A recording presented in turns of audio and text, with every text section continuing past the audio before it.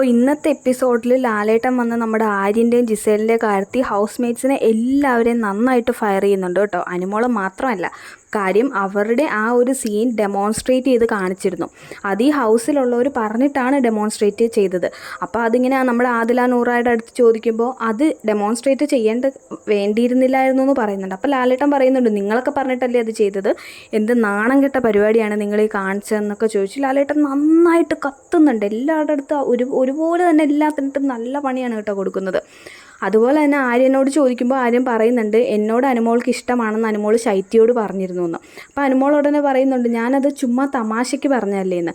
ലാലേട്ടൻ നേരെ അപ്പം തന്നെ അനുമോക്കിട്ട് കൊടുത്തു. അതായത് നിങ്ങൾ ചെയ്യുന്നത് മാത്രം തമാശയും ബാക്കിയുള്ളവർ ചെയ്യുമ്പോൾ അതെന്താ സീരിയസ് ആവുമോ എന്നുള്ള കാര്യം. അപ്പോൾ അനുമോൾക്ക് വെടി പൊകാത്തി ആ ഒരു ഇതിൽ അനുമോൾക്ക് കറക്റ്റായിട്ട് ലാലേട്ടൻ കറക്റ്റ് സമയത്ത് അനുമോൾ പറയുന്നതിനൊക്കെ എഗെയിൻസ്റ്റായിട്ട് ലാലേട്ടൻ പറയുന്നുണ്ട്. അതുപോലെ തന്നെ ഭയങ്കര നാണം കെട്ടൊരു പരിപാടിയാണ് അനുമോൾ ചെയ്തത് ആക്ച്വലി. അതുപോലെ തന്നെ വീണ്ടും ലാലേട്ടൻ പറയുന്നുണ്ട്, അങ്ങനെ ബിഗ് ബോസിന് വേണ്ടിയിട്ട് ആരും ഇവിടെ ഒന്നും ചെയ്യേണ്ട കാര്യമില്ലെന്ന്.